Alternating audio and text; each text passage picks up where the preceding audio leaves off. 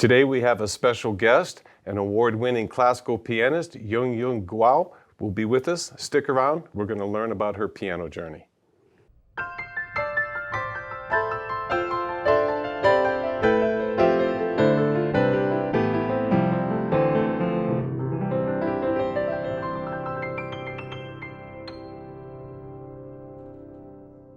Hi, this is Ted Barsley with Alamo Piano Galleries, and today I'm visiting with Yunyung Guo, a classical pianist that has won numerous awards and played in some phenomenal theaters.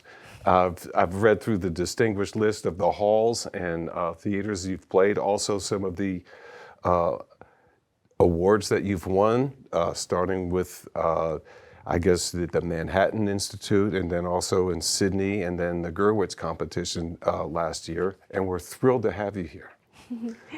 Thank you. And I noticed that you started playing piano at age 4. Yes, I started very earlier. Was that your decision? Actually, it's not. It's my parents. They let me play piano, maybe because it can practice the brain. Right. But then why I decided to pursue my professional level in the piano, because I find that I can discover the music world in the music. So I can see the color, I can see the pictures, and every story that I never seen or never encountered in the real world. So I'm so enjoy of that, and I want to bring it to the audience through my finger. Well, obviously you're doing something right. So let me ask you, you grew up playing young. What kind of instrument did you have in the house? What kind of piano did you practice on? Do you remember your first piano and how long you had it? Yes, I remember when I was a child, I have a white upright piano, which is Kawai, and I practiced at that piano for a long time. And then I go to the affiliated school of the Shanghai Conservatory for Music. So in that music school, I have more opportunity to play the grand piano, such as like Steinway and Fascioli, and also SK Kawai, Wow. and others like Bechstein, am I right? And others piano. And so they are very nice, and each piano have different characters. So do you like a different piano for a different piece or a composer, or is there one overall piano you like? I think more than I most? will play on one piano for all of this, and then I changed piano to test what we're going on. Well, you're absolutely playing some of the best pianos in the world. Those are the top of the manufacturing of piano. Yes, yes. So do you have a favorite composer that inspires you, or that you tend to favor their music or their piano pieces more than others? I think I like the Mozart and Schubert most. So I can feel sunny and something that's very delicate in the Mozart music. And about Schubert, I can feel the emotions and everything I cannot say just by the words. So I really enjoy to practice and performing them. Yeah, that is amazing. So how do you feel after performing at the Gurwitz competition and you were the gold medalist? How did that make you feel? I feel very honored, and I'm also very surprised, because at that time I performed the Schubert Piano Sonata 916, and that is almost my first time to play it on such a big piano competition, and it's international, you know. So I learned this piece 1 month ago before the competition. Wow. So, and this piece is very huge and very, very inside, you know. And so actually at that time I was very scary. May I say this Yeah, word? absolutely. Yes, because I want to do my best to trying to explore this music, but the time problem. So I really try my best, and at that time, under the 14 hours time jet lag, so it's really difficult. But I'm so happy that I done it. Yeah, that is really amazing that you took on a piece within about a month's time of the competition. Yes. It's also going to teach you something that sometimes a wild idea that's properly inspired is naturally motivating. Yes. And to look at the results. We're going to have a listen to Yunyung play for us right now.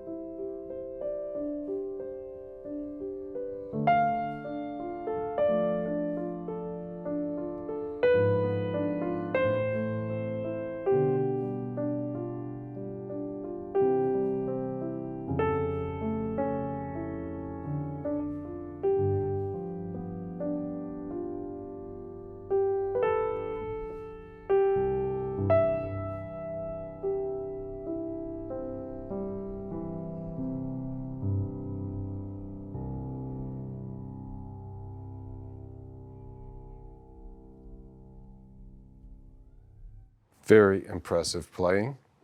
And the first question I always like to ask when I hear someone play, how big is your reach? I mean, how far? I mean, you obviously play beyond an octave, yeah? I think maybe it's like 10, but sometimes I can reach 11. But however, I don't think the octaves is that's much important. I think the more important thing is that how you use your hand. So the thickness of the palm and the flexibility and strength of the muscle and the finger length is also very important factors. And how you use your hand when you know that what is your hands like and how to cooperate with this is very important. And I think the more important thing, maybe I can say that most important thing is that you have a sensibility of the music, so you know what you want to convey to the audience. And then you have a attitude to practice, because we all know that practice is very hard. Right. But you want to practice for bringing the best music to the audience. I think this attitude is very important. So I think I have an example of the hand. And we know that the Laura Cha. Do you know Laura Cha? No. So her hand is small, but she is very smart to use her hand. I got you. So it's a lot of times it's not just the reach, but it's about what you can do within the reach and even with whatever reach you're given. Yes. I think it's the only reason why I ask about that is because so many pianists start at a young age, and I feel that they are starting off at an immediate disadvantage because their hands are not large enough. In other words, they could be a lot better if they had a better sized piano. Okay, because there's not a whole lot of things that we grow into. I mean, the violins, they have small ones you grow into. At a piano, they don't. There are some other keyboards, but they're really kind of hard to find, and they're hard to take as serious piano students. Yes, I know, but I really think this is not a big problem. Actually, I have some friends, and I know many pianists who have the small hands. It's not a big deal. Sometimes too large hands is not very nice because you cannot control the sound. But with the small hand, you can control very delicate sound and very sensitive of the finger. So right. That's fascinating. Now, I understand you have some performances this weekend, and we're providing an instrument for you to play. Is that correct? Yes, so thank you for that. Yeah, that's part of what we do when you're here. And I also understand you will be playing down at the San Fernando Cathedral. Yes. And you're going to actually have a reunion with a few other musicians. Can you tell me about that? I will cooperate with the Maestro Scott Yu, who is a violinist this time, because who was the conductor of the Mexico City Philharmonic Orchestra when we were at the Gurwitz competition, the final round. And so he's back now as a violinist. Oh, wow. And with the cellist Byung Sung. Okay. So I'm so excited to meet them again and cooperate with them. We will play the Mendelssohn First Piano Trio, which is a very good trio. I think it's very famous. And we also will play some very delicate small piece. Oh, that'll be great. And I also will play some solo piece like Schumann Arabesque and the Chopin Nocturne, and maybe something else. That's looking forward. You should have a phenomenal audience. And it probably should be crowded because it's just 4 blocks down the street here. And it is, when is it, what evening is this? What time is the concert at? It's 7 p.m. 7 p.m. right? on Sunday night. On Okay, Sunday night. that's wonderful. And it's free to the public, so very welcome to come. And so then when you're finished with this performance, it is free to the public. It's at San Fernando Cathedral. It's Sunday night at 7 o'clock. I would get there early to get a good seat, right? It's always best to sit up front. What do you have coming up after that? When you're finished, you return home, you continue your studies. Do you have other things scheduled? Yes, I have to. I want to learn some new pieces, new type. For example, the concerto, like the Brahms concerto and the Ligeti Etude, because I played the Ligeti Devil Staircase, and my professor suggested me to pursue and learn all of his etudes. So I'm very excited to learn that. And then I will have many recitals and many concertos next year in the Italy. For example, I will perform in the Scala Theater, Theatre Scala in Italy next year May, and then I will have some concerts might be in the Sydney or other countries. Wonderful. And you get to play at all these wonderful venues, great theaters. I'm sure they're on great pianos as well. And so after Sunday, you'll be moving on. Where can we find you? I'll look for social media. Can I find you on social media? Is there a spot for you? Yes, I have Instagram and Facebook. So it's all my name, Yunyung Guo.